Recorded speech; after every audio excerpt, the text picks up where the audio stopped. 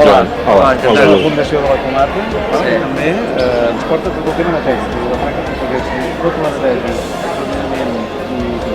tot el que fa neteja de la ciutat.